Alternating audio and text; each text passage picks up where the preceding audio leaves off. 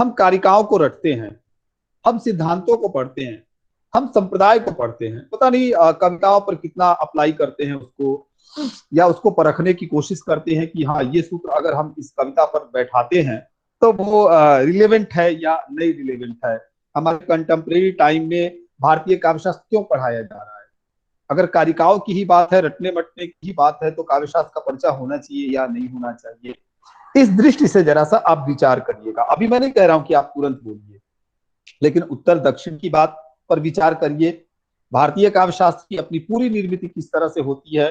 वो क्या एक ऐसा काव्यशास्त्र है जिसको पूरे के पूरे जो सोशल कॉन्टेक्स्ट है या जो सामाजिक समीकरण है उससे बाहर निकाल करके भी पढ़ा जा सकता है, या उसके साथ पढ़ा जा सकता है? ये कुछ सवाल है जो शायद बेहतर जिज्ञासाएं पैदा करेगी। तो इस पर आप विचार करिएगा, ठीक है? किसी को कोई दिक्कत विचार करने में? नहीं सर। ठीक है, अब मैं अपनी बात शुरू कर रहा हूं, आप थोड़ा सुनिएगा धैर्य के साथ। अब बाद में आपसे मैं सवाल आमंत्रित कर लूंगा या आपसे मैं पूछूंगा कि आपको कहाँ दिक्कत है, क्या परेशानी है।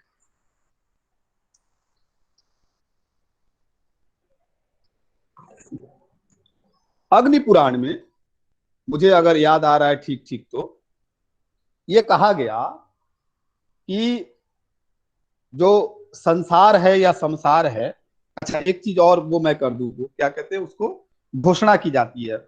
अगर मेरे संस्कृत उच्चारण में दिक्कत हो तो आप मुझे क्षमा कीजिएगा, संस्कृत मेरी बहुत अच्छी नहीं है। अगर अंग्रेजी के उच्चारण में दिक्कत हो तो उसके लिए भी मुझे क्षमा करिएगा। हिंदी मुझे काम चलाने भर की आती है, और अगर आप में से कोई दुरुस्त करना चाहेगा तो एट ए टाइम कर भी देगा, मुझे कोई तकलीफ नहीं होगी, कोई दिक्कत नहीं होगी। आप अगर मेरी मदद करेंगे तो अच्छा लगेगा। तो कहा अग्नि पुराण में कि संसार जो है कि संसार विष वृक्षस्य द्वय एव मधुरे फले, काव्य अमृत रसास्वाद संगम सज्जने सह। मैं इधर भी देख रहा हूं क्योंकि एक दो विद्यार्थी बैठ गए हैं, तो स्क्रीन पे कई बार देखने में दिक्कत हो जा रही है। तो कहा कि इस श्लोक को लिखने वाले ने यह लिखा कि इस संसार रूपी जो विष वृक्ष है, अगर ये संसार एक वृक्ष की तरह है और वह वृक्ष भी कैसा है, विषैला है, तो उसमें सिर्फ सिर्फ दो ही मधुर फल है, दो ही मधुर फल। और वो जो दो मधुर फल है उसमें से एक है काव्य अमृत का रसास्वाद करना, यानी कि कविता का रसास्वाद करना, वो एक मधुर फल की तरह है। और दूसरा है सज्जन का सहवास या सज्जन का सानिध्य, यानी कि इस संसार में, यह संसार जो कि बहुत दुखी करने वाला है, बहुत कारुणिक है, बहुत त्रासद है, और जहां जिंदगी को जीते हुए हमें ऐसा लगता है कि भाई इस संसार में तो तकलीफ ही तकलीफ है। तो सिद्धांत कर कहता है कि इन तकलीफों के बीच में दो ही ऐसी चीज है जो आपको थोड़ा सा क्या कर सकती है, आराम दे सकती है, सुकून दे सकती है, अमृत जैसा आनंद दे सकती है, रस की अनुभूति करा सकती है। और एक चीज है कविता का रसास्वाद, और दूसरी चीज है सज्जनों का साथ, ये कहा। तो अब जब ये कहा, उसी के साथ फिर दंडी ने अपने यहां एक बात कही, और उन्होंने ये कहा कि जो शास्त्र नहीं जानता, अर्थात जो काव्य का मर्म नहीं समझ सकता, या काव्य के मर्म को समझने वाले ग्रंथों का अनुशीलन नहीं करता, यानी कि उसको पढ़ता नहीं है, उससे गुजरता नहीं है, उसको कविता के महत्व के बारे में पता नहीं चलेगा। आप जानते ही है, ये बहुत ही लंबी बहस इस पर चली है कि आखिर अगर काव्य का स्वाद इतना ही उत्तम है तो क्या सभी काव्य का स्वाद ले सकते हैं? नहीं ले सकते। अगर सभी ले सकते तो काव्य शास्त्रियों के पास हमको जाना नहीं पड़ता, काव्य शास्त्र को जानना नहीं पड़ता, हम खुद पढ़ते और समझते कि नहीं हमने समझ लिया। एक जो कॉमन जो ऑडियंस है वो सुनती और समझ जाती कि हमने कविता को समझ लिया, कोई भी लिसनर होता वो समझ जाता। लेकिन नहीं, ऐसा नहीं होता है। टी.एस. इलियट ने कहा ना, ट्रेडिशन और इंडिविजुअल जो टैलेंट वाला निबंध है उसमें, कि आलोचना क्या करती है? तो आलोचना एप्रिशिएट करती है, इंजॉयमेंट पैदा करती है, एक तरह से एक अंडरस्टैंडिंग माफ करिएगा, डेवलप करती है। यानी कि वो अनुशंसा करती है कि भाई ये अच्छी चीज है, इसको पढ़ो। वो ये करती है कि इससे आनंद मिलता है, इसको देखो, और एक समझ पैदा करती है। यानी कि काव्य शास्त्री का जो काम है, कविता के जानने वालों का जो काम है, वो काम ये है कि वो जो आलोचक आपको कहिए आधुनिक भाषा में उनको, या पुरानी शब्दावली में काव्य शास्त्री कहिए, इनका काम क्या है? इनका काम ये है कि ये एक कॉमन लिसनर या एक कॉमन ऑडियंस से थोड़ा सा ऊपर होते हैं। थोड़ा सा ऊपर क्यों होते हैं? थोड़ा सा ऊपर इसलिए होते हैं क्योंकि आपको याद होगा कि राजशेखर ने एक जगह कहा कि प्रतिभाएं दो तरह की होती है। पढ़ा है कि नहीं आपने भारतीय काव्य शास्त्र में? बताइए जल्दी। पढ़ा है सर। हाँ, क्या कहा उन्होंने, राजशेखर ने, कि कौन कौन सी प्रतिभाएं होती है? दो प्रकार के होते हैं, भावयत्री और कार्यत्री। भावयत्री पाठक के अंदर होता है, और कार्यत्री जो होता है वो लेखक के अंदर होता है। हाँ, और इसी बात को एकदम शब्द यही है, उसका अंग्रेजी वर्जन टी.एस. इलियट ने आगे चलकर कहा कि बोथ टाइप ऑफ टैलेंट्स होते हैं। फर्स्ट इज जो है क्या है, creative talent, and second is critical talent. तो क्रिएटिव टैलेंट तो लेखक के पास था, लेखक ने लिख दिया। लेकिन अगर किसी के पास क्रिटिकल टैलेंट नहीं है, यानी कि उसके पास अगर भावयुक्त प्रतिभा नहीं है, अगर वो उसका ठीक से मूल्यांकन नहीं कर सकता है, तो क्या है, फिर वो उस पाठ की, उस कविता की अच्छी समझ, अच्छी अंडरस्टैंडिंग नहीं विकसित कर सकता। वो पढ़ने वालों को बता नहीं सकता कि ये कविता क्यों महत्वपूर्ण है, या इस कविता में कौन सा ऐसा पक्ष है जिसको और बेहतर तरीके से समझा जाना चाहिए, जानना चाहिए या सीखना चाहिए। वो आनंद नहीं पैदा कर सकता है। वो ऑडियंस को या लिसनर को अपनी तरफ, उस अपनी तरफ का मतलब है कि उस कृति की तरफ, यानी कि उस रचना की तरफ, उस टेक्स्ट की तरफ अट्रैक्ट नहीं कर सकता है, और अट्रैक्ट नहीं कर पाएगा, यानी कि अप्रिशिएट ही नहीं कर पाएगा उसको। तो वो टैलेंट उसके अंदर होना चाहिए। इसी को आगे चल करके और लोगों ने, रिचर्ड्स के यहाँ भी मिलेगा, बहुत सारे लोगों के यहाँ मिलेगा, जिन्होंने अपने अपनी तरह से कहा। यानी कि कविता तो है, कवि कविता कर रहे हैं, ये ठीक है, कविता भरी पड़ी है। इस आज के समय में भी हर अगर आदमी से आप देखेंगे तो वो थोड़ा बहुत लिखता जरूर होगा। हर 10 में से कोई एक कवि आपको मिल जाएगा। मजाक मजाक में लोग कहते हैं कि आजकल तो ढेला उठा के जिधर मारोगे वो किसी ना किसी कवि को ही जा करके लगेगा। और आप भी जानते होंगे कि स्क्रीन पे इतने सारे लोग होंगे तो उसमें से कोई भी कवि हो सकता है। आप अगर वो ढेला उधर से मारे तो मुझे भी लगेगा, तो आप समझिएगा कि मैं भी कोई कवि ही हूँ। तो ऐसा आपको मालूम पड़ेगा। लेकिन कहा कि वो तब तक व्यर्थ है या उसका मूल्य नहीं है जब तक कि किसी भी क्रिएटिव टैलेंट को कोई बेटर क्रिटिकल टैलेंट नहीं मिलता है। अगर आनंदवर्धन को, क्या है, अभिनव गुप्त आनंदवर्धन के बाद है या पहले है? अभिनव गुप्त ने आनंदवर्धन के ग्रंथ की आलोचना लिखी है सर, इसका मतलब बाद में ही होंगे। गुड। तो अगर आनंदवर्धन को अभिनव गुप्त नहीं मिलते, अगर तुलसीदास को रामचंद्र शुक्ल नहीं मिलते, अगर मुक्तिबोध को नामवर सिंह नहीं मिलते, आप समझ पा रहे होंगे। तो ये इस तरह के बहुत सारे ऐसे लोग हैं जिन्होंने, या अगर अरस्तु को की व्याख्या बाद में बूचर नहीं की होती ठीक से, या लोनजाइनस को बाद में उनके लोगों ने खोज करके ठीक से उनकी एनालिसिस नहीं की होती, तो क्या है, हम उस रचनाकार को ठीक से समझ नहीं पाते, उसको जान नहीं पाते। तो वो ये समझ विकसित करता है, और वो समझ विकसित करता है अपने उस क्रिटिकल टैलेंट के बूते। ये जो क्रिटिकल टैलेंट का जो धारक होता है वही क्या कहलाता है, आलोचक कहलाता है, वही समालोचक कहलाता है, वही काव्य शास्त्री कहलाता है, वही काव्य मर्मज्ञ कहलाता है, आदि आदि आदि आदि। कबीर को हजारी प्रसाद जी ने कहा, ये इस बात को मैं कोमल एक्सेप्ट नहीं करता, क्योंकि मैं कबीर वाली जो किताब है आचार्य हजारी प्रसाद द्विवेदी की, माफ करिएगा, उस किताब को मैं कबीर की एक ऐसी व्याख्या मानता हूं जिसने कबीर के कवि कर्म को लगभग चौपट कर दिया। हो सकता है कि आप मेरी बात से सहमत ना हो, लेकिन आप उसका उपसंहार उठा करके देखिएगा, और उससे पहले अयोध्या सिंह उपाध्याय की किताब पढ़िएगा और श्याम सुंदर दास की किताब पढ़िएगा, और फिर अंदाजा लगाइएगा कि कबीर की दिशा क्या थी और हजारी प्रसाद द्विवेदी ने कबीर को किस तरफ ले जाकर के मोड़ दिया। बहरहाल ये डिबेट का मामला है, बाद में इस पर बात करेंगे कभी। फिलहाल मैं इसलिए मैंने नाम नहीं लिया। मैं बहुत ही डायनेमिक किस्म का जो है एक क्रिटिक नहीं मानता कबीर के सेंस में आचार्य हजारी प्रसाद द्विवेदी को। खैर ये दूसरी ही बात आ गई। तो ये कहा कि अगर किसी आदमी के पास ग्रंथ के अनुशीलन का अभ्यास नहीं है, दंडी ने कहा, तो वो गुण और दोष को अलग कर ही नहीं सकता। यानी कि उसके पास एक अपना थॉट प्रोसेस भी होगा, जिससे वो अपना जो है क्रिटिकल सेंस डेवलप करेगा। और इसमें जो बड़ी बात है वो है कि उसको एक अच्छा पाठक भी होना पड़ेगा। एक आलोचक लगातार पढ़ता है। नामवर जी अपने मरने के ठीक पहले पहले तक भी ये बता सकते थे कि आज की डेट में कौन सा युवा लिख रहा है। हम लोगों के अंदर ऐसी आदत नहीं है। हम लोग कुछ गिने चुने सेलेक्टेड लोगों को पढ़ते हैं और उसके बाद बाकी को छोड़ देते हैं, या हमारा जिससे वास्ता होता है उसको पढ़ते हैं, बाकी को नहीं पढ़ते। पर एक अच्छे आलोचक की विशेषता यह भी होती है कि वो अलग अलग वैरायटी, अलग अलग लोग, अलग अलग एज को देखता है, समझता है और उससे गुजरता है। खैर, प्लेटो ने यही बात कही कि one man preeminent in virtue and education. भाई कविता का आनंद कौन ले सकता है?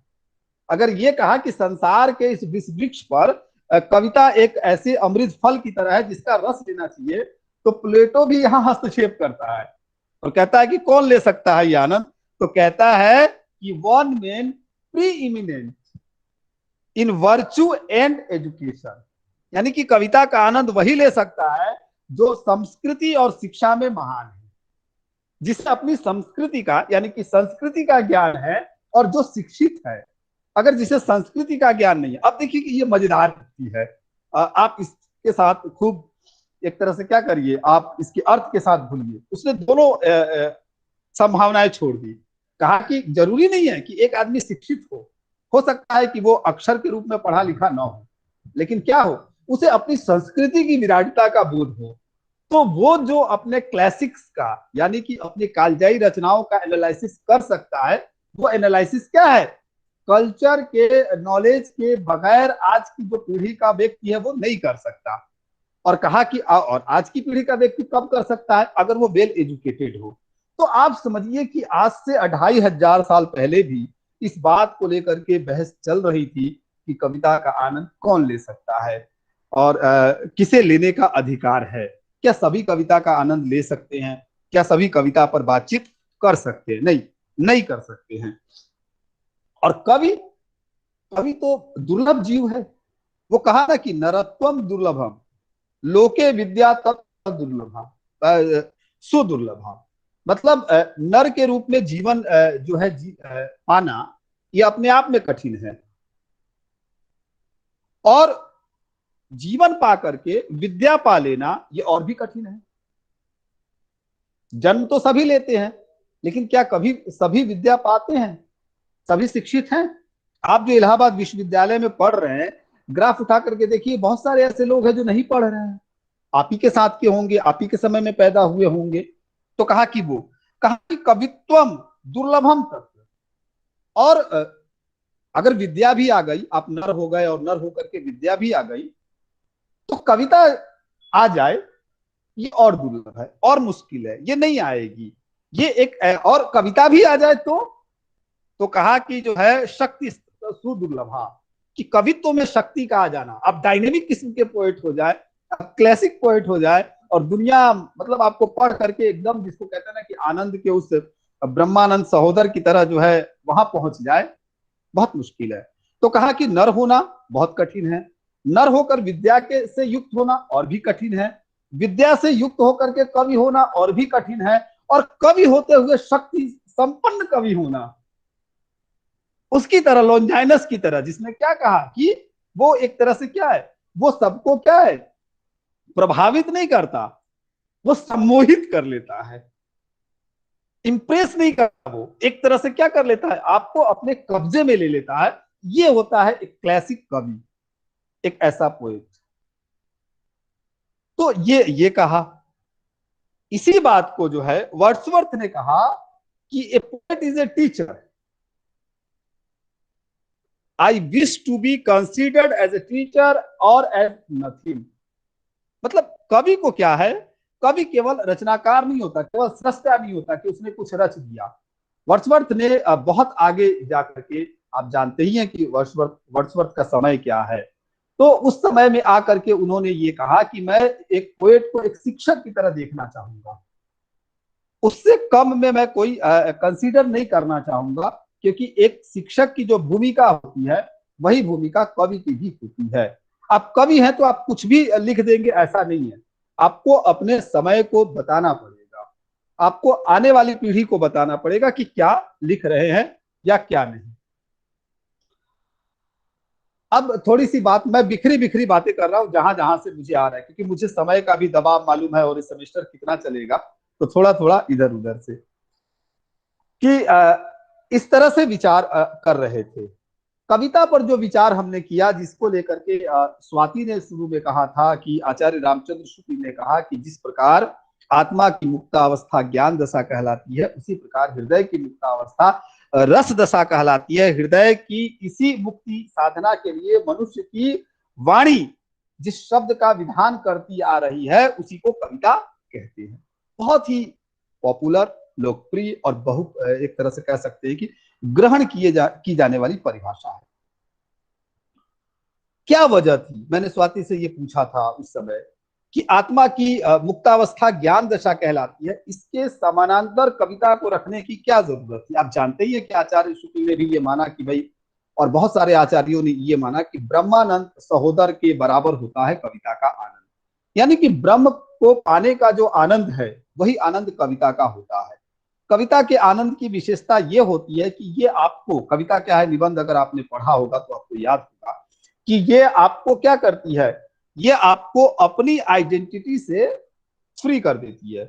आप जिस समय कविता में होते हैं, आप जिस समय कविता पढ़ रहे होते हैं, जिस समय सुन रहे होते हैं, एक अच्छे और सच्चे कवि को पढ़ सुन रहे होते हैं, उस समय उस कविता में जब आप प्रवेश करते हैं तो आप वही नहीं होते हैं जो कविता पढ़ने से ठीक पहले होते हैं, और जब कविता पढ़ के खत्म करते हैं उसके बीच में आप कुछ और ही होते हैं। वो कहा ना कि हृदय की मुक्तावस्था, आपका हृदय जो है, जो बद्ध होता है तमाम तरह की चीजों से, उससे वो मुक्त हो जाता है, आप अपनी जमीन से ऊपर उठ जाते हैं, आप वहां साधारणीकरण हो जाता है उस तरह का। लेकिन इसको जो फिलॉसफी की जो भाषा थी, फिलॉसफी का जो लैंग्वेज था, और ये लोगों का मानना था कि भाई कविता क्यों पढ़े, तो कहा कि भाई आप अगर आप क्या करते हैं, आप दर्शन क्यों पढ़ते हैं, या आत्मा की मुक्ति की बात क्यों करते हैं आप सोचते हैं कि अगर हम ज्ञान की उच्चता पर पहुंच जाएंगे या जो है तो हमारी आत्मा मुक्त हो जाएगी, ज्ञान की उच्चता पर पहुंच जाएंगे तो हमारी आत्मा मुक्त हो जाएगी, हम सारे रहस्य जान जाएंगे तो हमारी आत्मा मुक्त हो जाएगी, स्वर्ग जैसी कोई चीज मिल जाएगी, या ब्रह्म से हमारा साक्षात्कार हो जाएगा। ये क्या है कि एक बहुत ही सुसंस्कृत और पढ़े लिखे समाज का एक तरह से क्या था, उसकी एक फिलॉसफी की निचोड़ थी कि वो ज्ञान के बूते क्या कर सकता है, आत्मा की मुक्ति को प्राप्त कर सकता है। कबीर को याद करिए, यहां बाकी कवियों को याद करिए कि जिन्होंने कहा कि ज्ञान की आंधी आई और भ्रम की टाटी उड़ी गए, किस तरह से निर्गुण में उसका महत्व है ज्ञान का। तो ये बात बहुत स्थापित थी। अब क्या था कि अगर शुक्ल जी सिर्फ इतनी बात कहते कि भाई हृदय की मुक्तावस्था ही कविता है, तो क्या है, इस बात को थोड़ा सा इसकी अंडरस्टैंडिंग उतनी आसान नहीं होती, या जो कवि कर्म को जो लोग बहुत हल्के में ले रहे थे, या कविता को लेकर के जिनके पास बहुत बड़े मूल्य नहीं थे, या जो उसको एक बहुत विराट रूप में ग्रहण नहीं कर सकते थे, उनके सामने उन्होंने क्या किया, एक जो तुलनात्मक अध्ययन है उसको एक साथ रख करके एक ऐसा कॉन्सेप्ट डेवलप कर दिया जहां पर कविता, आचार्य रामचंद्र शुक्ल के लिए आप देखिए कि कविता कोई बहुत छोटी चीज नहीं है, बहुत मामूली चीज नहीं है। इसलिए आप देखिएगा, मैं आगे बताऊंगा कि जब मैकाले ने ये कहा था कि जैसे जैसे सभ्यता का विकास होता जाएगा, जो है कवि का जो है कवित्व का जो है वो ह्रास होता जाएगा, लेकिन आचार्य रामचंद्र शुक्ल ने ये नहीं कहा। कविता क्या है कि एकदम उस अंतिम जो है पैराग्राफ में देखिए कि उसी में आचार्य रामचंद्र शुक्ल ने जो है कौन सी बात कही थी और क्या कही थी, किसी को याद है? जी सर। हाँ बताइए। उन्होंने कविता को विकल्प कठिन होता जाएगा। समकक्ष रख दिया है, और मतलब उन्होंने जिससे ये कहा, हाँ उन्होंने ये कहा था, मैकाले ने ये कहा था कि एज सिविलाइजेशन एडवांसेस पोएट्री जो है नेसेसरली डिक्लाइन। जैसे ही जो है सभ्यता जो है जैसे जैसे उसका विकास होता जाएगा, उसकी वृद्धि होती जाएगी, वैसे वैसे कविता का ह्रास होता जाएगा। ये मैकाले की बातचीत थी। लेकिन रामचंद्र शुक्ल ने लगभग उसी के थोड़ा आगे पीछे ये कहा कि अतः प्रकृति में मनुष्यता के समय समय पर जागते रहने के लिए कविता मनुष्य जाति के साथ चलती चली आ रही है और चलेगी, चलती चली आ रही है और चलेगी। मतलब मनुष्य को जगाने के लिए, उसको एक तरह से उसको बताने के लिए कि वो क्या है, उसकी भूमिका क्या है, या उसका आगे चल करके भविष्य में हर्ष कैसा हो सकता है, माफ करिएगा, हर्ष कैसा होगा, या अतीत में उसकी क्या स्थिति रही है, इसका काम करेगी। और इसके साथ उन्होंने एक छोटा सा वाक्य जोड़ दिया था कि जानवरों को इसकी जरूरत नहीं, मतलब मनुष्यों को इसकी जरूरत होगी, हमेशा होगी, जानवरों की इसकी जरूरत नहीं होगी। इसलिए उन्होंने कह भी दिया था वो श्लोक उठा करके कि संगीत साहित्य कला विहीना साक्षात पशु उस जो है विषाणी करके, कि कला के से विहीन होना जो है, संगीत से विहीन होना, साहित्य से विहीन होना, ये जो होंगे वे मनुष्य नहीं होंगे। और अगर मनुष्य आप हैं तो सबसे बड़ा प्रमाण आपका ये होगा कि आप संवेदनशील होंगे, आप सेंसिटिव होंगे, आप के अंदर इमोशन होगा। अगर आपके अंदर इमोशन नहीं है, आपके अंदर सेंसिटिवनेस नहीं है, आप अगर किसी के लिए दुखी नहीं हो सकते, आप अगर आपकी आंखों में अगर आंसू के दो कतरे नहीं आ सकते, आप दुनिया को देख करके, उसकी स्थिति देख करके या इस पेंडेमिक को देख करके पिघल नहीं सकते, लोगों के बारे में सोच नहीं सकते, आप केवल और केवल अपने बारे में सोचते हैं और अपना लाभ हानि देखते हैं और एक चिड़िए की तरह पेट भर लेते हैं या किसी जानवर की तरह पेट भर लेते हैं, तो आप सच मानिए कि आप मनुष्य नहीं है, आप सच मानिए कि श्रेष्ठ कहलाने के अधिकारी नहीं है, आप सच मानिए कि आप जिंदा तो हैं, आप चल रहे हैं, आप देख रहे हैं, आप खा रहे हैं, आप पी रहे हैं, लेकिन फिर भी आप चलती फिरती लाश की तरह है। तो ये कविता क्या करेगी, सेंसिटिवनेस क्या करेगी, संवेदनशीलता क्या करती है, ये आपको लाश होने से बचाती है, ये आपको मनुष्य बने रहने देती है, ये आपको जो है आपके अंदर मनुष्यता जो है कायम करती है। यही मैं बार बार कहता हूं कि जब गालिब ने ये कहा था कि बस की दुश्वार है हर काम का आसा होना, आदमी को भी मयस्सर नहीं इंसान होना। क्यों मयस्सर नहीं इंसान होना? क्योंकि गालिब देख रहे थे 19वीं शताब्दी के उस गदर और उसके आसपास कि सब कुछ है, लेकिन धीरे धीरे जिस चीज का ह्रास हो रहा है वो हो रहा है उसकी संवेदनशीलता का। दुख को समझने और जानने और सुनने वाले लोग लगभग लगभग खत्म हो रहे हैं। और ठीक इसके बाद जब 100 साल बाद जब एक शायर आता है चकबस्त, तो आदमी कहता है कि मनुष्यता का क्या आधार है, आदमियत का आधार क्या है, तो कहता है कि दर्द दिल पासे वफा जज्बे ईमा होना। अगर किसी के पास धड़कता हुआ दिल है जिसमें तकलीफ की जगह है, वो महसूस कर सकता है तकलीफ लोगों का, तो वो जो है क्या दर्द दिल पासे, और एक वो एक तरह से ईमानदार है, तमाम तरह की चीजें हैं, दुनिया के लिए समर्पित है, तो कहा कि है यही आदमियत, यही इंसान होना। गालिब को ही काउंटर किया। बहरहाल मैं दूसरी तरफ जा रहा था, पीछे आता हूं जहां मैं था। एक बात आप लोग बता दीजिए कि क्या जो मैं बोल पा रहा हूं ये केवल गप तो नहीं है? वैसे मैं गप करता हूं, आप कुछ समझ पा रहे हैं? जी सर, सर समझ पा रहे हैं सर। कुछ काम का है इसमें? यस सर, यस सर, बिल्कुल ठीक है। क्या है, तो मैं का उद्देश्य क्या है समझ में आ रहा है। कंटिन्यू करता हूं। तो क्या हुआ कि भामा ने एक बार अपनी किताब में ये कह दिया कि कांतम काव्यम काव्यमय वपुः। क्या कहा? कांतम काव्यमय वपुः, यानी कि जो कविता है, काव्य जो है वो कवि की ही दिव्य देह है। आप अगर कविता से गुजर रहे हैं तो समझिए कि आप कवि की उस देह से गुजर रहे हैं, उसकी दिव्य देह से भी गुजर रहे हैं। ये बात कही और कहा कि कवि जो है वो वांग, कवि के द्वारा जो वांग निर्मित होता है, जो वांग्मय निर्मित किया जाता है वही कविता है, ये बात कही। और ये भी कहा कि कवियों की कविता की जो समझ है वो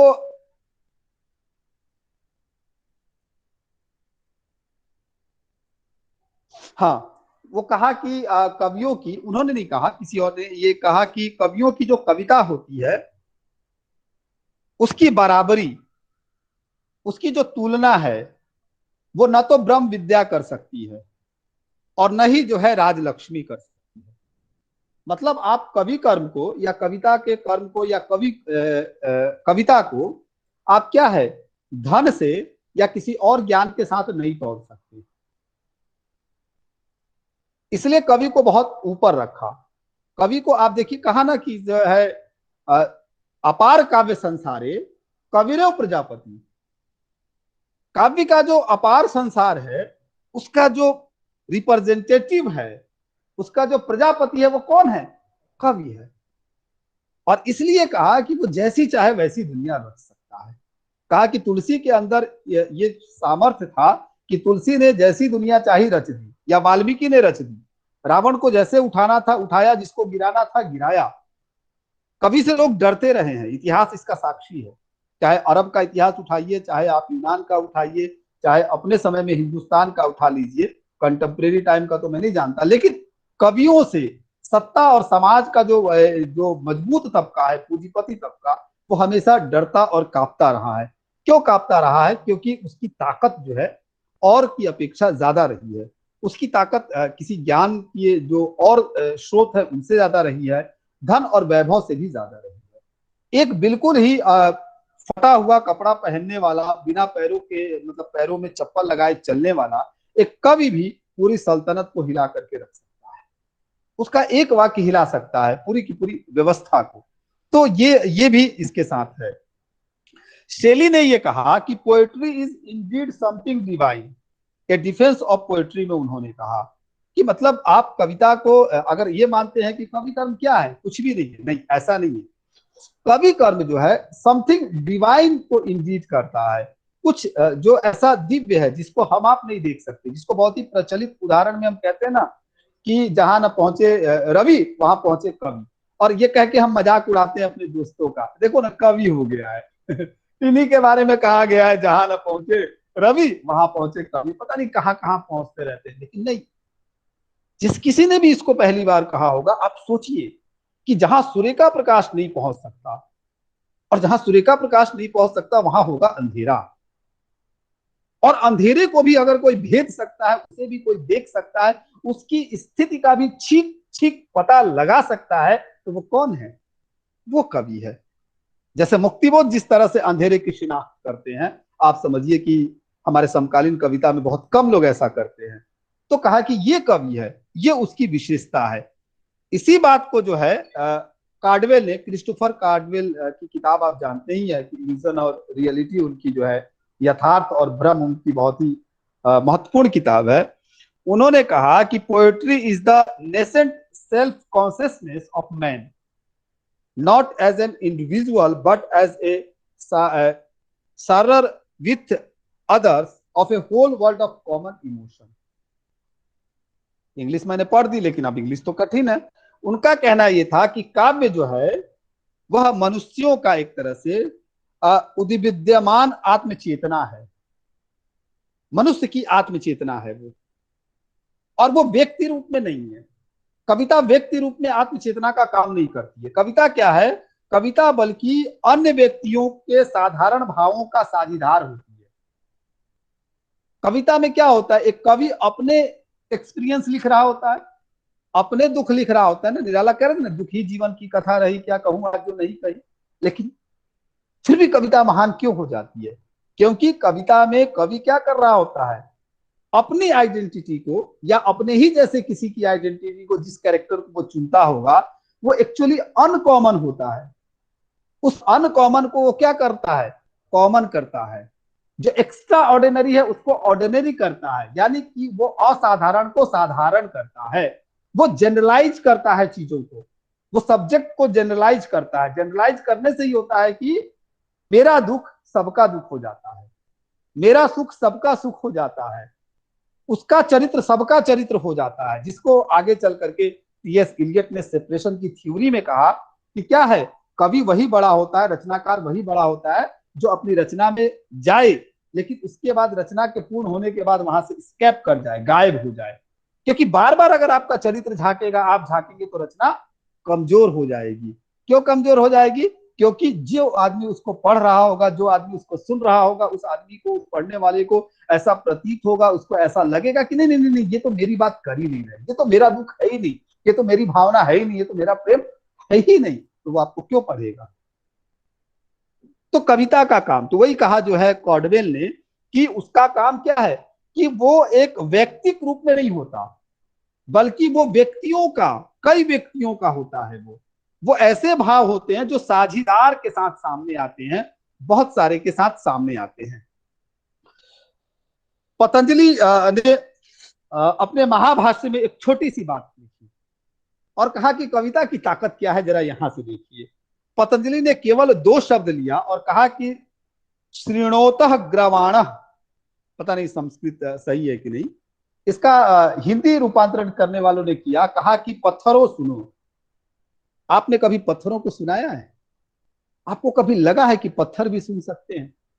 लेकिन पतंजलि ने यह कहा कि कविता में वो शक्ति होती है, कविता में वो ताकत होती है कि वो पत्थरों को भी सुनने पर मजबूर कर सकता है। अब पत्थर का मतलब आप अभिधा में भी ले सकते हैं, वो पत्थर जो किसी के कपार पर मार दिया जाए तो चोटिल हो जाए, या वो पत्थर जो आप देखते हैं कि जमीन पर या कहीं रख दिया जाए। एक पत्थर का अर्थ वह भी होता है जो हृदय से पत्थर हो गया है। अगर उसके अंदर भी संचार करना है, उसके अंदर भी अगर जीवन पैदा करना है, अभिषेक ने टिप्पणी की, तो कौन कर सकता है? तो कहा कि कविता कर सकती है। फिर इसी बात को भवभूति ने कहा अपने उत्तम रामचरित्र में कि अपि ग्रवारोदत्य अपि दलित दलती वज्रस्य हृदयम। इसकी हिंदी कुछ यूं बनती है कि कविता में इतनी ताकत होती है कि कविता को सुन करके पहाड़ भी रो देते हैं, और वज्र का हृदय भी क्या हो जाता है? फट जाता है। माने पहाड़ भी रो देते हैं और वज्र का हृदय भी फट जाता है। एक सच्ची कविता में इतनी ताकत होती है कि वो इतना कुछ बदल सकता है। आज के समय में मैं ये इसलिए आपको सुना रहा हूं कि आज के समय में हम कविता को लेकर के बहुत उपहास जन्य जो है टिप्पणियां करते हैं, या जिनको कविता पसंद नहीं होगी वो कविता के बारे में उसको बहुत हल्की फुल्की चीज मानते होंगे। पर कविता को लेकर के ये जो आप देखिए कि हजारों हजार साल का जो विमर्श है, उसने बताया कि कवि कर्म और क्या है वास्तव में, और कविता का मूल्य क्या है, और वो कहाँ तक पहुंच सकती है। तो वही कहा कि भाई ये तो ऐसी चीज है कि पहाड़ भी क्या होगा कि रो देंगे, और वज्र का हृदय भी जैसे कि फट जाएगा। बाद में विश्वनाथ ने रस के आधार पर कही दिया, जगन्नाथ ने रमणीय अर्थ के आधार पर कहा ही, मैं उन परिभाषाओं में नहीं जाऊंगा। वामन आनंद वर्धन की हम बात कर ही चुके थे। थोड़ी सी बात, ज्यादा नहीं, 5-10 मिनट और लूंगा मैं, कि और लोगों ने क्या कहा कविता को लेकर के। पाश्चात्य की तरफ भी थोड़ा सा आएंगे, एक दो दृष्टांत या उदाहरण जो है देखेंगे, समझेंगे। वर्ड्सवर्थ की बहुत ही प्रचलित परिभाषा है, क्या है वो, आप में से कोई बता दे? वर्ड्सवर्थ की प्रचलित परिभाषा क्या है? Poetry is the spontaneous overflow. बहुत बढ़िया, प्रकाश जी ने अच्छा कहा। प्रकाश जी ने कहा कि poetry is the spontaneous overflow. ये बात जो है वर्ड्सवर्थ ने कही। वर्ड्सवर्थ ने ये कहा एक जगह कि poetry is the spontaneous overflow of powerful feelings. आपको मैं एक चीज सचेत कर दूं कि इन सारी चीजों को आप ध्यान में रखिएगा कि यही सारी चीजें परीक्षाओं में भी पूछी जाती हैं, अलग से उसकी कोई तैयारी नहीं है। नाम याद रखिएगा कि poetry is the spontaneous overflow of powerful feeling, it takes its origin from emotion recollected in tranquillity. पूरी परिभाषा ये है, यानी कि कविता जो है प्रबल जो भावावेग है उसका स्वच्छंद उच्छलन है। हालांकि इस बात को लेकर के आगे के आलोचक सहमत नहीं है। बहुत सारे आलोचक ने इस बात का, एक तरह से इस सिद्धांत का काउंटर किया, इस परिभाषा का। पटना विश्वविद्यालय के एक प्रोफेसर रहे हैं, प्रोफेसर कलीमुद्दीन, उन्होंने उर्दू आलोचना पर बहुत काम की। उन्होंने ऐसी कविताओं को लेकर के बहुत तीखी टिप्पणी की जिसके बारे में कहा गया था कि वो क्या है, वो एक स्पॉन्टेनियस ओवरफ्लो से पैदा होती है। कहते हैं कि स्पॉन्टेनियस ओवरफ्लो से पैदा होने वाली कविताएं जो है, ये क्या है, ऐसी कविताएं होती हैं जिनके अंदर थॉट प्रोसेस बहुत स्ट्रांग नहीं होता।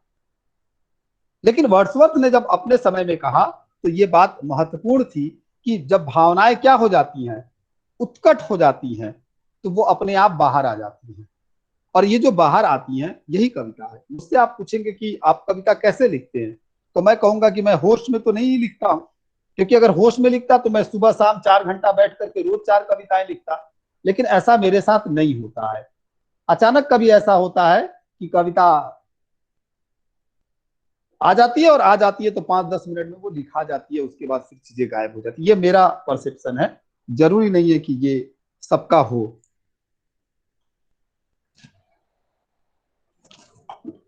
तो कहा कि यह शांति के क्षणों में स्मरण किए गए मनोवेगों से प्राप्त होता है।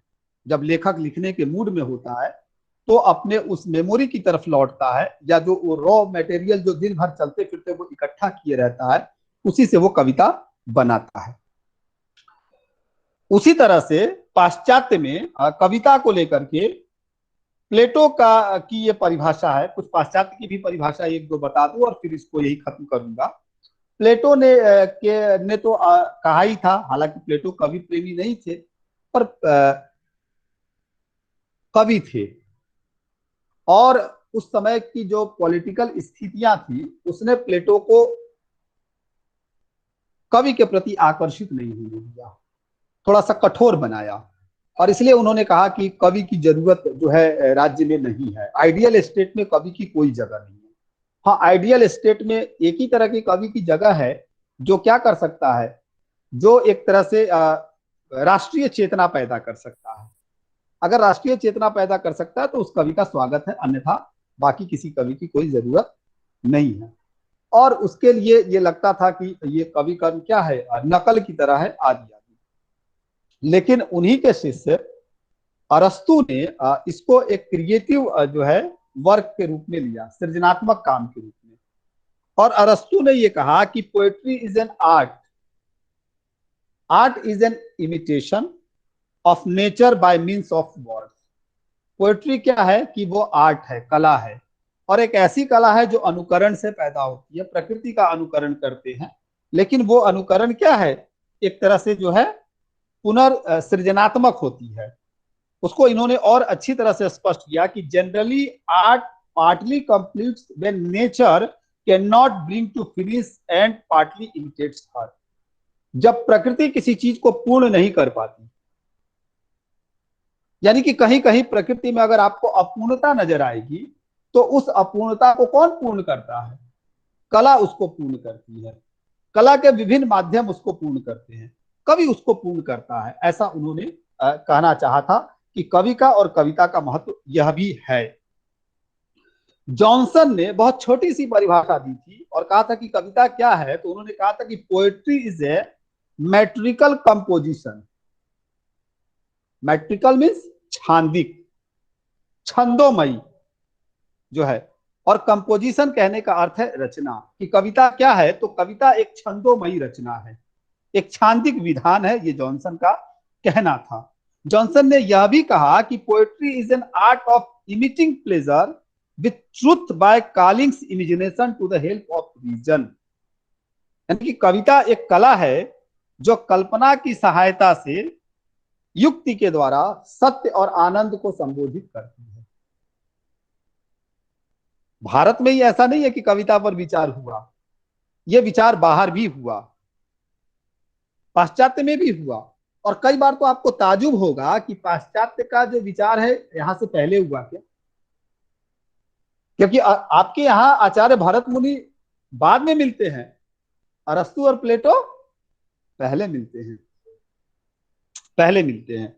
तो ये कहा, शेली ने एक परिभाषा दी। शेली ने ये कहा कि शेली की परिभाषा कोई बताए?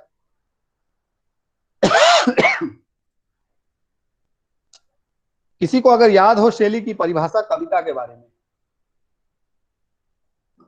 तो कृपया आप बताएं।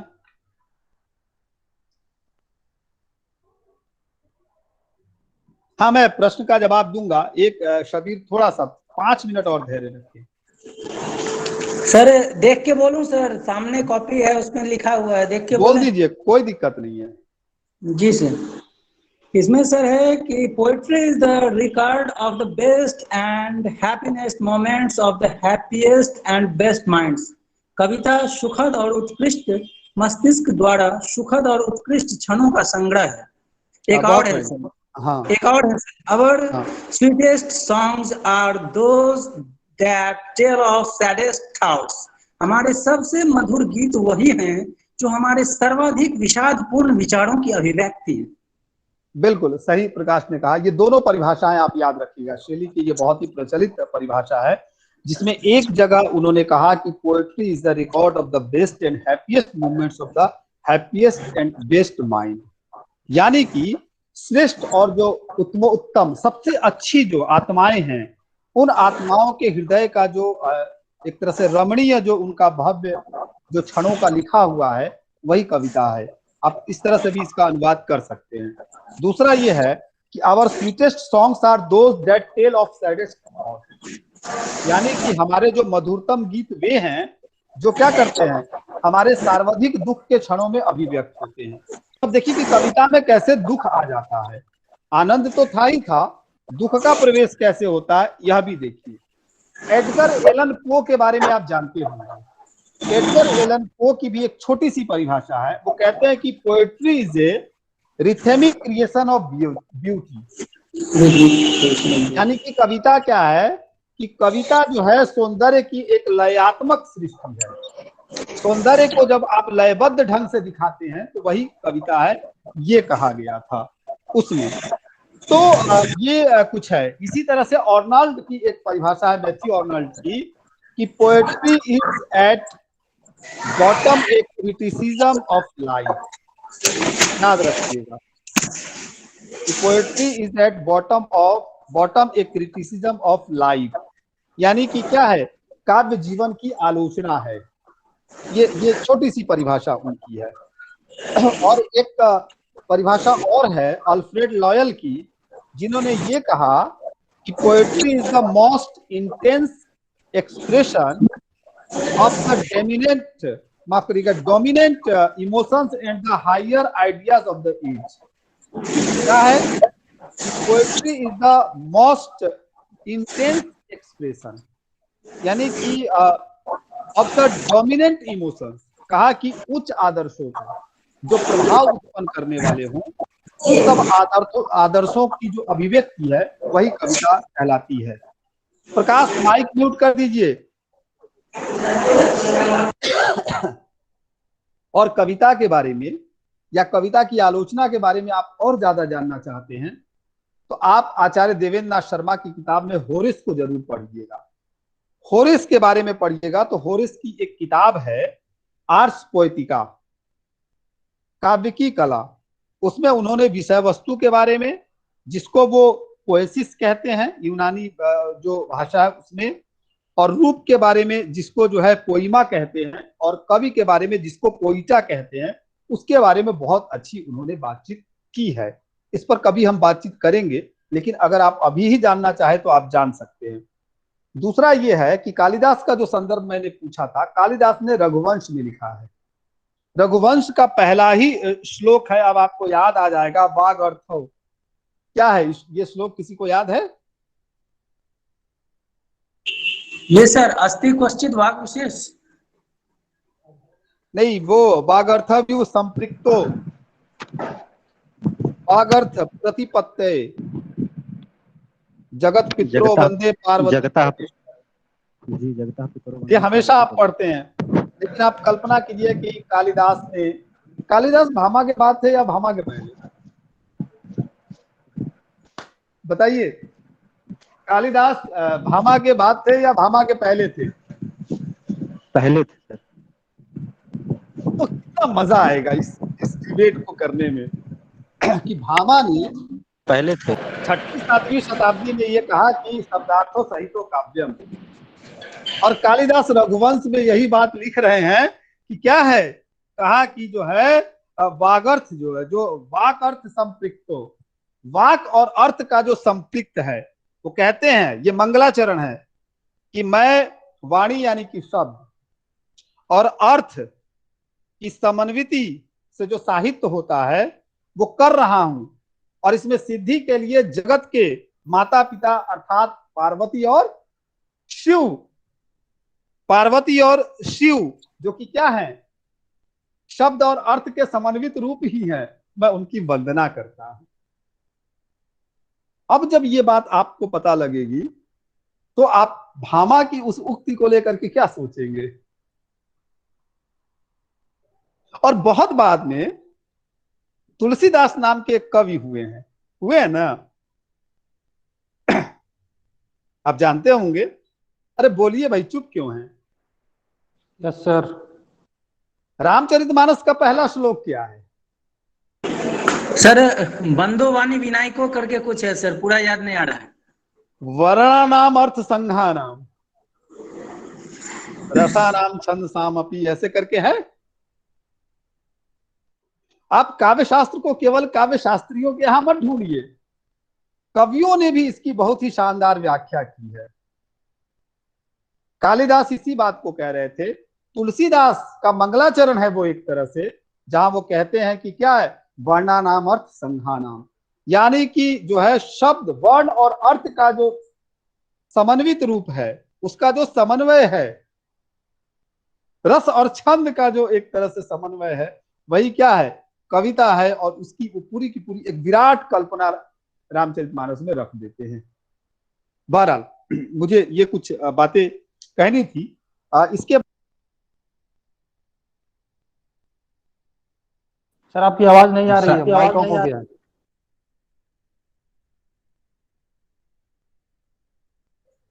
हाँ, मैं कह रहा था कि मुझे ये कुछ कहना था।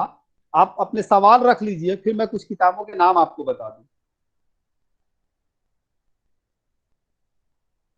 सर मेरा प्रश्न ये था कि हाँ शबीर।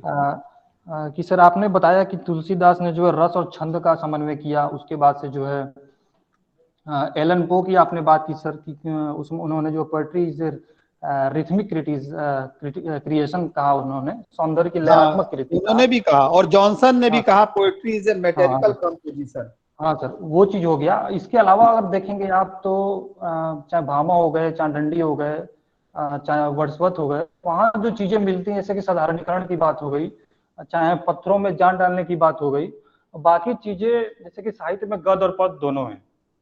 तो सर ये पोएट्री जो आज हम काव्य पढ़ रहे हैं, उससे सर गद्य और पद्य दोनों को साथ में लेके बातें कर रहे हैं कि या गद्य और पद्य दोनों को अलग संदर्भ में देख के बात कर रहे हैं? शबीर जी नहीं, शबीर जी नहीं नहीं नहीं नहीं नहीं।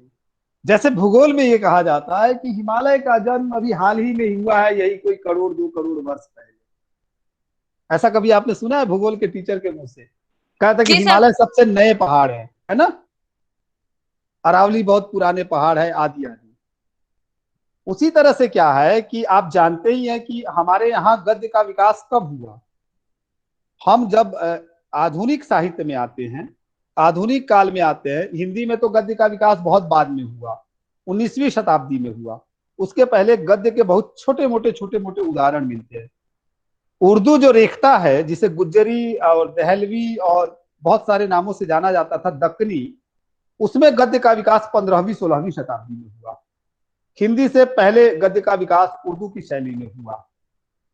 लेकिन उसके पहले जो संस्कृत साहित्य मिलता है हमारे यहाँ या जो शेक्सपियर के नाटक मिलते हैं, ये या तमाम साहित्य जो दुनिया में मिलता है, वो साहित्य का जो मूल रूप है कि अगर कथा भी कह रहे हैं, जैसे पंचतंत्र की कहानियां शबीर, जैसे कि रघुवंश आदि आदि, तो आप देखिएगा कि वहां जो प्रोज है, वो प्रोज भी क्या है, वो रिथमिक है, मतलब वो छांदिक है। छंद में ही चलता है, श्लोक में ही चलता है। शेक्सपियर के जो नाटक हैं वह भी देखिएगा कि वो पद्यमयी हैं। उसका पद्यमयी अनुवाद बाद में बच्चन साहब ने बहुत नाटकों का किया, तो पद्यमय है। गद्य का विकास उस तरह से नहीं हुआ था। और गद्य में जैसे आज हमारे पास जितनी विधाएं हैं, जैसे उपन्यास है, जीवनी है, रिपोर्टाज है, ये ऐसी कोई विधाएं नहीं थी। साहित्य भी जिसको हम कह रहे हैं, आज हम साहित्य को गद्य और पद्य में बांट लेते हैं, प्रोज और पोएट्री में। लेकिन आरंभिक दिनों में साहित्य जो है क्या, एक जिसको कहते हैं ना कि एक ऐसे ही वांग्मय का नाम था जिसमें सब कुछ समाहित था। यानी कि दर्शन इत्यादि को भी आप इससे अलग नहीं कर सकते थे, सब कुछ इसी में था और सब इसी से रिफ्लेक्ट होता था, ऐसा कुछ। तो ये जितनी परिभाषाएं आपको दिखती हैं, ये परिभाषाएं जो रिदम को लेकर के चर्चा करते हैं, या मीटर को लेकर के चर्चा करते हैं, कंपोजिशन को लेकर के चर्चा करते हैं, या औचित्य को लेकर के चर्चा करते हैं, या वक्रोक्ति को लेकर के चर्चा करते हैं, या रीति को लेकर के, या अलंकार को, ये जितनी चर्चाएं हैं, ये सारी, या जो रस को काव्य की आत्मा मानते हैं, ये सारी की सारी चर्चाएं उन दिनों की है जब कविता क्या होती थी, कविता बहुत आसानी से संप्रेषित होती थी। पद्य वो पद्य की शैली में संप्रेषित होती थी। गद्य का बहुत उस तरह से प्रवेश जीवन में नहीं हुआ था, या गद्य ने उस तरह से अपनी दखल अंदाजी नहीं की थी। हम बात भी करते थे तो हमारे बातचीत की शैली भी मुझे लगता है कि उतनी ही पद्यमयी रही होगी। और अगर लोक जो है, अगर वो बातचीत कुछ और ढंग से करता रहा होगा, तो जो स्टैंडर्ड जो साहित्य का फॉर्मेट है उसमें उसका कोई प्रवेश नहीं रहा होगा। इसके लिए आपको याद होगा कि भाषाओं का जब कालक्रम या इतिहास आप पढ़ते होंगे कि 500 सालों में भाषाएं जब बदल जाती थी, तो आप देखिएगा कि जिस समय में पढ़े लिखे लोग जिस भाषा का इस्तेमाल करते थे, लोग उससे दूसरी भाषा का इस्तेमाल करता था। वो उस भाषा का इस्तेमाल करता था जो कि अब बन रही होती थी नए तरह से। समाज या जो बाजार है वो टकसाल है भाषा की, वो गढ़ रहे होते थे और बहुत समय के बाद उस भाषा को एक स्टैंडर्ड फॉर्मेट मिल जाना होता था। बहरहाल, तो जैसे इन परिभाषाओं के साथ क्या है कि ये परिभाषाएं कविता को लेकर के जिस विमर्श की तरफ जाती है या जो बातचीत करती हैं, उस समय प्रोज की बहुत, कालिदास ने जब कहा प्रोज की वैसी कोई स्थिति नहीं है, तुलसीदास जब कह रहे थे प्रोज की ऐसी कोई स्थिति नहीं है। अगर हम मान ले कि ये केवल और केवल पोएट्री के बारे में कह रहे थे, ठीक है, लेकिन आज जब हम प्रोज की भी बात करते हैं तो प्रोज में भी क्या है, क्या बहुत ऐसे उपन्यास नहीं है जिनको आप 5 पन्ना पढ़ते हैं और 6ठे पन्ने पे छोड़ देते हैं, और बहुत से ऐसे भी उपन्यास होते हैं जो 1 शिफ्ट में आप जिसको खत्म कर देते हैं। बहुत से यात्रा संस्मरण बहुत दिलचस्प होते हैं, आप कहते हैं कि इसको पढ़ करके मजा आ गया। कुछ ऐसे होते हैं कि यार बहुत बोरिंग है। तो ये क्या है, मतलब उसका फॉर्मेट बदल गया समय के साथ साथ। हम गद्य का ज्यादा इस्तेमाल करने लगे, गद्य में बातचीत करने लगे। अब कविता हमारे लिए कठिन मालूम पड़ती है। हमारे यहाँ जो रिसर्च स्कॉलर्स हैं या जो देश में रिसर्च हो रहा है, उसमें प्रोज पर रिसर्च करने वालों की तादाद 90% है और पोएट्री पर रिसर्च करने वालों की तादाद 10% है। क्यों? क्योंकि वो कहते हैं कि भाई कविता तो समझ में ही नहीं आ रही है। अब जीवन से वो धीरे धीरे दूर हो गया है। तो ये इसका एक कारण है। अगर मैं कुछ जवाब दे पाया आपको तो। बिल्कुल सर, थैंक यू सर, हाँ, समझ पा रहा हूँ सर। और कोई हाँ, अतुल ने हाथ उठाया। अतुल, क्या पूछना है आपको? कुछ किसी और का कोई सवाल या कोई कुछ जोड़ना चाहता हो मेरी बातचीत में? सर पुस्तकों के लिए आप कुछ कह रहे थे सर। नहीं, मैं पुस्तकों के नाम बता रहा हूँ। मतलब अगर किसी का कोई सवाल ना हो, कोई बातचीत, कोई जिज्ञासा ना हो या कोई जोड़ना ना सर चाहता ये हो। एलन को सर, जैसे कि आपने कहा कि ये गद्य और पद दोनों उस समय नहीं थे, केवल पद था, तो इसलिए उन्होंने ऐसी बातें की। नहीं, तो सर क्या ये नहीं, शबीर, इसको एकदम समग्रता में मत ले लीजिए। मैंने कहा कि ज्यादातर लोगों ने, जो हमारे भारतीय काव्यशास्त्र की ज्यादातर परिभाषाएं हैं या पाश्चात्य की भी बहुत ऐसी परिभाषाएं हैं जो ऐसे समय की थी जब गद्य नहीं था। और दूसरी बात ये, अगर गद्य था भी तो वो मानते क्या थे? क्या आपको नहीं लगता कि अभी बहुत सारे ऐसे लोग आपको मिल जाएंगे जो केवल चौपाई, दोहा और छंदों की रचनाओं को ही कविता कहेंगे? आप उनको आधुनिक कवि की कविता सुना दीजिए, मुक्तिबोध की कविता को, क्या वो कविता मानने के लिए तैयार हैं? आप बताइए। नहीं है ना? वो कहते हैं नहीं भाई, हम नहीं मानते। विचार अच्छा है लेकिन कविता नहीं है, कह दे रहे हैं आपसे हम। थॉट अच्छा है, ऐसा कहेंगे वो। अच्छे लोग कहेंगे, बहुत सारे टीचर भी कहेंगे कि थॉट अच्छा है, भाव अच्छे हैं, लेकिन इसे कविता नहीं कह सकते। पढ़ो तो कोई रस मिलता है क्या? कोई लय मिलता है क्या? आदि आदि। तो कहने वालों का क्या है? इसमें कुछ सुधीजन भी है, कुछ समझदार लोग भी हैं, कुछ अच्छे आलोचक भी हैं। अभी भी आलोचकों की दो श्रेणियां हैं।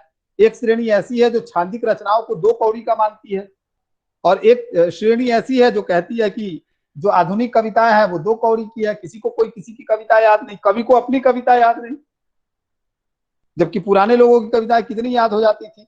तो ये अलग अलग मत है। तो ऐसा नहीं है कि वो नहीं होंगे, उस समय में नहीं लिखा जा रहा था, अंग्रेजी में तो था। एडगर एलन पो की बात की, वो तो आधुनिक है और उनके समय तो आ ही चुका था। गद्य वैसे भी इंग्लिश लिटरेचर में हिंदी से बहुत पहले आता है, बहुत ही पहले आता है। उपन्यास का उदय बहुत पहले होता है वहां। खैर, और किसी का कुछ, बहरहाल मैं जी किताबों के नाम आपको बता देता हूँ। आप में जी से सर, कितने लोग ऐसे हैं जिनको हिंदी बिल्कुल नहीं, अब अंग्रेजी बिल्कुल नहीं आती? सर मैं तो हूँ। प्रणव, और भी कोई है? सर थोड़ी थोड़ी आती है। मैं आप लोगों को बता देना चाहता हूँ बहुत ही विनम्रता के साथ कि अगर आपको नहीं आती है तो आप थोड़ा थोड़ा पढ़ने का अभ्यास शुरू कर दीजिए, जानना शुरू कर दीजिए। ये पेपर आपको कठिन लग सका है, इसलिए सर लग जिस प्रकार सकता से है। आपने कहा सर कि आप काव्य शास्त्र के विद्वान नहीं है, वैसे मैं भी कहता हूँ सर मैं आंग्ल भाषा का विद्वान नहीं हूँ। क्या बात है। तो मैं ये कह रहा हूं कि ये चूंकि पाश्चात्य काव्यशास्त्र है, वेस्टर्न पोएटिक्स है। अब क्या है कि वेस्टर्न पोएटिक्स की हमारी अपनी दिक्कतें क्या हो जाती है। देखिए, जो वेस्टर्न पोएटिक्स है उसका मूल या तो ग्रीक में है, या अंग्रेजी में है, या किन्हीं किन्हीं और भाषाओं में है जिसे हम नहीं जानते। हम ग्रीक से हुए अनुवाद जो जर्मन में हुए हैं और अलग अलग भाषाओं में हुए हैं और फिर बाद में अंग्रेजी में हुए हैं, अंग्रेजी से पढ़ने की कोशिश करते हैं। जब उसको भी हम नहीं समझ पाते तो हम हिंदी से पढ़ने की कोशिश करते हैं। हिंदी में भी जब मूल आलोचकों या काव्यशास्त्रियों की रचनाएं नहीं मिल पाती तो हम किसी तीसरे की लिखी हुई बात पढ़ने की कोशिश करते हैं।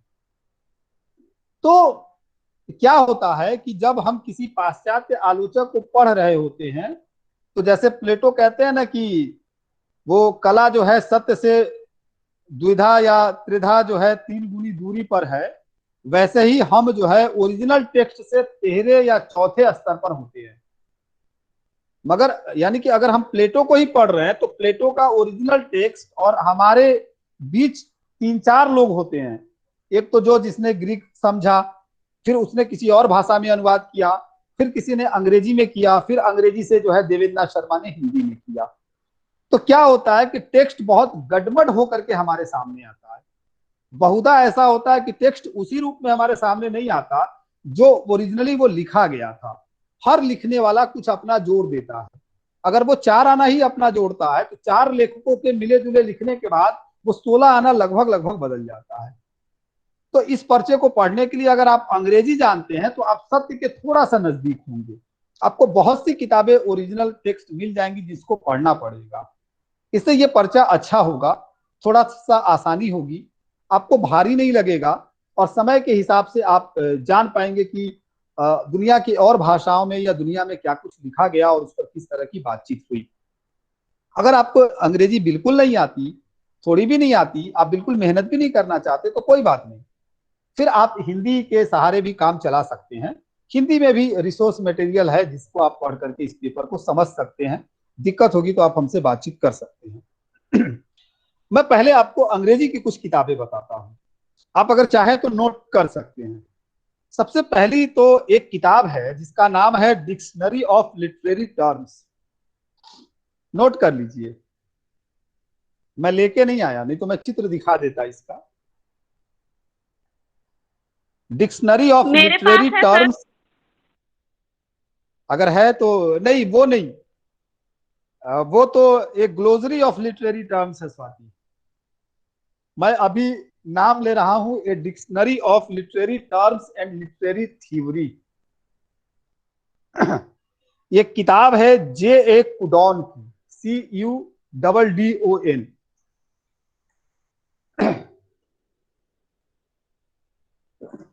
J.A. कुडॉन कह सकते हैं आप इनको। ये पेंगुइन जो प्रकाशन है सर कौन सी बुक थी, एक बार वहां फिर से से बोल छपी है। दीजिए। Dictionary of literary terms and literary theory.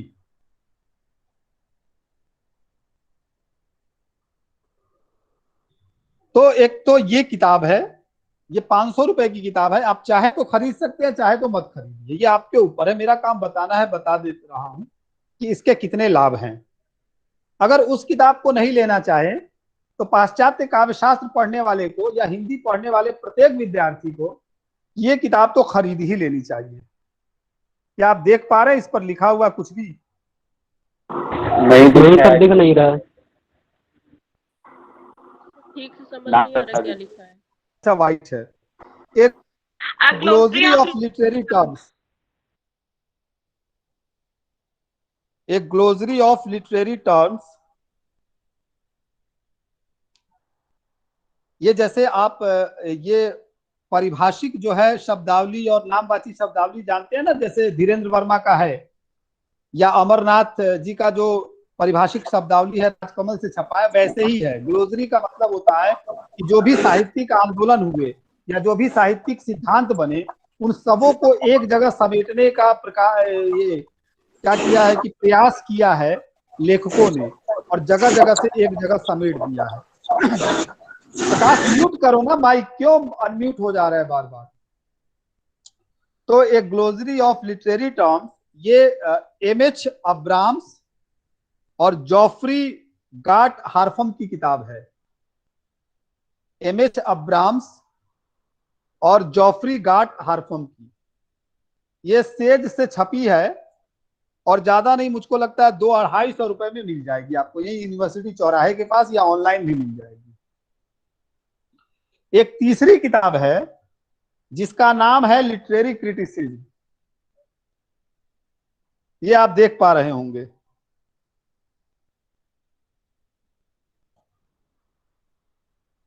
अब देख पा रहे हैं? Yes sir. लिटरेरी क्रिटिसिज्म, ए शॉर्ट हिस्ट्री। और इसके लेखक ऐसे हैं जिनको आप जानते होंगे, नहीं जानते होंगे तो जान जाएंगे। विलियम के विमसेट जूनियर और क्लिंथ ब्रुक्स ने इसको लिखा है। आचार्य देवेंद्र नाथ शर्मा की जो किताब है वो समझ लीजिए कि जो विमसेट की किताब है वही देवेंद्र नाथ शर्मा जी की किताब है। दोनों में फर्क इतना ही है कि वो अंग्रेजी में है, ये हिंदी में है, लेकिन कंटेंट बदल जाता है थोड़ा थोड़ा कहीं कहीं। कहा कि तीसरी किताब लिटरेरी क्रिटिसिज्म किसकी? वो किताब है विलियम के विमसेट जूनियर और क्लिंथ ब्रुक्स की। ये ओरिजिनल किताब बहुत महंगी है, तकरीबन 3-4 हजार रुपए की। अगर इसकी बी कॉपी आपको कहीं मिल जाए यूनिवर्सिटी चौराहे वगैरह पे बहुत मुश्किल से, तो शायद 300-400 रुपए में मिल जाएगी। लेकिन वो केवल प्रकाशक का अंतर है। एक प्रकाशक है, उसका चोरी का किसी ने छाप दिया, वो कम दाम में मिल जाती है। ये भी एक किताब है। उसके बाद एक किताब है प्रिंसिपल्स ऑफ लिटरेरी क्रिटिसिज्म। कोई बता सकता है कि ये किताब किसकी है?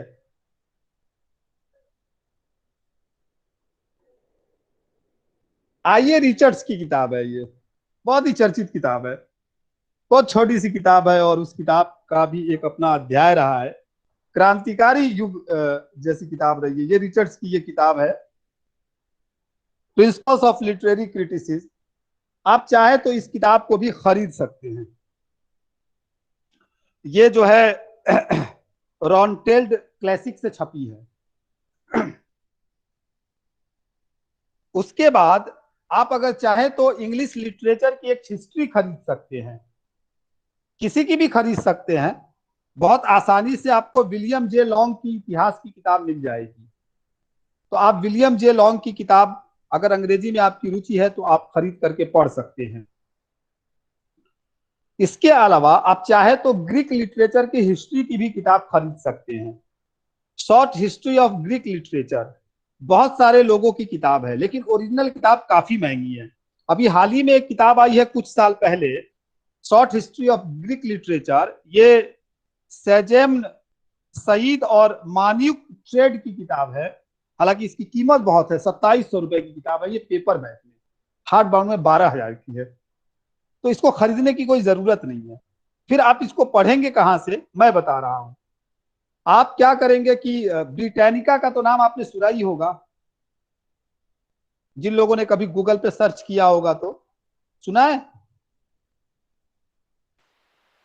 नहीं सर। नहीं सुना है तो सुन लीजिए, अगर नहीं सुना है तो आप जाके सर्च करिए। बहुत सी चीजें आप सर्च करते हैं, कभी कभी ये भी करिए। britannica.com ये एक ऐसा मतलब एक पुस्तकालय जैसा ही है, जहां दुनिया की तमाम जानकारियां या ज्ञान के सारे स्रोत और अच्छे अच्छे आर्टिकल मौजूद होते हैं। आप वहां जा करके भी आप ग्रीक लिटरेचर और उसकी हिस्ट्री या इंग्लिश लिटरेचर और हिस्ट्री को जान सकते हैं, पढ़ सकते हैं। जानने को आप विकिपीडिया पर भी सर्च करके पढ़ सकते हैं, लेकिन विकिपीडिया की जानकारी हमेशा विश्वसनीय नहीं होती, ब्रिटानिका की जानकारी विश्वसनीय होती है। आप इंसाइक्लोपीडिया पर भी जा करके देख सकते हैं ऑनलाइन, अगर आप चाहते हैं तो कुछ किताबें आपको फ्री में मिल जाएंगी। इसको सर्च करने के लिए आपको archive.com पर जाना होगा, या archive.org पर जाना होगा, या पुस्तक.org पर जाना होगा, या पोएट्री फाउंडेशन पर जाना होगा। ये कुछ ऐसे साइट्स हैं जहां पर जा करके आप पाश्चात्य लेखकों की किताबें डाउनलोड कर सकते हैं, पढ़ सकते हैं। कई बार ऐसा भी होता है कि कुछ किताबें ऐसी होंगी जो डाउनलोड नहीं होंगी, तो आप उधार लेंगे, आपसे पैसा भी नहीं लेगा, लेकिन आप उस रजिस्टर्ड करेंगे तो आपको 15 दिन के लिए वो किताब एक्सेस करने का परमिशन दे देगा। 15 दिन में आप उस किताब को पढ़ सकते हैं, और नहीं पढ़ेंगे तो फिर उसके बाद वो दोबारा नहीं खुलेगी, फिर आपको दोबारा से एक्सेस करना पड़ेगा। तो ऐसे बहुत से स्रोत हैं, जैसे हिंदी की किताबों के लिए ई पुस्तकालय जो है, वहां पर जाकर के आप किताबें डाउनलोड करते हैं। वैसे ही अंग्रेजी की किताबें आप आर्काइव पे जाकर के कर सकते हैं, पुस्तक.org पे जाके कर सकते हैं, पोएट्री फाउंडेशन पे जाकर के कर सकते हैं। आप उसके अलावा ब्रिटानिका पे जाके देख सकते हैं, इंसाइक्लोपीडिया पे जाकर देख सकते हैं, विकिपीडिया पे देख सकते हैं। बहुत जगहों पर आपको बहुत सारी सामग्री मिलेगी। इसमें से बहुत सारी चीजें मैं आपको भेज दूंगा या उसका लिंक भेज दूंगा। कुछ आर्टिकल मैं वहां से जो है एक जगह संयोजित करके आपको भेज दूंगा, अगर आप पढ़ना चाहेंगे तो। गूगल बुक्स पे भी बहुत सी किताबें रहती हैं, आपको अगर पता हो तो आप वहां भी जाकर के उधार लेकर के पढ़ सकते हैं। हिंदी की कुछ किताबें भी मैं बता दूं। आप सोच रहे होंगे कि क्या सर हिंदी विषय पढ़ने चले थे, अंग्रेजी की किताबों के नाम बता रहे हैं। तो हिंदी की किताबें भी हैं। एक तो बहुत प्रचलित और प्रसिद्ध किताब है आचार्य देवेंद्र नाथ शर्मा की, पाश्चात्य काव्यशास्त्र। ये मयूर पेपर बैग से छपी है। आप ये किताब तो जरूर ही खरीद ले, इसकी भाषा बहुत आसान है, और ये किताब एक तरह से क्लिंटब्रुक और विंसेंट के किताब की कॉपी जैसी ही है। तो रिपीट कर दीजिए बुक का नाम। पाश्चात्य काव्यशास्त्र, देवेंद्र नाथ शर्मा। उसके बाद एक किताब है, वाणी प्रकाशन से छपी है, और इस किताब का नाम है काव्य चिंतन की पश्चिमी परंपरा। निर्मला जैन को तो आप जानते ही होंगे, निर्मला जैन जी की किताब है ये, काव्य चिंतन की पश्चिमी परंपरा। काव्य चिंतन की पश्चिमी परंपरा, निर्मला जैन की किताब, वाणी प्रकाशन से। ये किताब भी आप देख सकते हैं। एक तीसरी किताब और है काव्य शास्त्र नाम से, भगीरथ मिश्र की। आप में से बहुतों ने बीए में खरीदी होगी, तो आप भगीरथ मिश्र की किताब भी देख सकते हैं, काव्य शास्त्र। ठीक है, उसमें भारतीय और पाश्चात्य दोनों है शायद। आप भारतीय और पाश्चात्य पर जो है और बहुत से लोगों की किताब है जिन्होंने लिखा है। किसी की भी किताब आपको मिल जाए तो पढ़िएगा, लेकिन देवेंद्र नाथ शर्मा और निर्मला जैन की किताब थोड़ी ज्यादा काम आएगी और आसान भाषा में है। एक और है, एक शब्दावली है, हिंदी आलोचना की पारिभाषिक शब्दावली। हिंदी आलोचना की पारिभाषिक शब्दावली, यह किताब है अमरनाथ जी की, राजकमल प्रकाशन से छपी है। आप ये किताब भी ले सकते हैं, 250-250 रुपए की किताब है। उसमें आपको तमाम विमर्श मिल जाएंगे। जैसे ग्लोजरी की मैंने किताबें बताई, उसी तरह से वो भी एक ग्लोजरी है पारिभाषिक शब्दावलियों सिद्धांतों का। इसके अलावा एक और चीज है जिससे आप मदद ले सकते हैं, इग्नो के मॉड्यूल्स के नोट्स। पाश्चात्य काव्य शास्त्र का इग्नो के नोट्स का यूनिट भी आता है। अगर वो यूनिट आपको मिल जाए तो आसान सी भाषा में आप वहां भी समझ सकते हैं, और वो आपको मिल जाएगा। और नहीं तो मैं आपको भेज दूंगा। तो इतनी चीजें हैं। आप अगर अंग्रेजी में रुचि रखते हैं तो अंग्रेजी की इतनी किताबें देख लीजिए, हिंदी में रुचि रखते हैं तो हिंदी की इतनी किताबें देख लीजिए। और इसके बाद अंग्रेजी की मैंने जितनी किताबें बताई, उसके अलावा जिन आलोचकों को आप पढ़ेंगे, जैसे अरस्तु को, जैसे लॉन्जाइनस को, जैसे इलियट को, जैसे रिचर्ड्स को, जैसे क्रोचे को, इन लोगों को, तो इनकी ओरिजिनल किताबें भी आप देख सकते हैं। ये आप आर्काइव वगैरह पे जाकर। बहरहाल अब आपको कुछ कहना है? सर पाश्चात्य का शास्त्र गणपति चंद्र गुप्त की बुक है तो ठीक है। हाँ, गणपति, मैंने कहा ना कि आप किसी की भी ले लीजिए, इसके अलावा बहुत सारी किताबें हैं आप जिसमें कंफर्टेबल फील करते हो। सर आपने जो दोनों बुक बताई है उसमें सारे मैटर मिल जाएंगे इस सब्जेक्ट के? सारे मैटर कहीं नहीं मिलेंगे, किसी एक दो किताब में नहीं मिलेंगे। सारे मैटर के लिए कई किताबें पढ़नी होती है। किसी भी लेखक ने कोई ऐसा गुलदस्ता नहीं बनाया जो एक ही में हो और आप उससे काम चला ले। सर विलियम जे लॉन्ग्स की किताब का एक बार फिर से नाम बोल दीजिए। हिस्ट्री ऑफ इंग्लिश लिटरेचर, मतलब इंग्लिश लिटरेचर का इतिहास है वो, आप उसको देख सकते हैं। तो ठीक है। अमृता, आपने हाथ उठाया है, आप कुछ कहना चाहती हैं?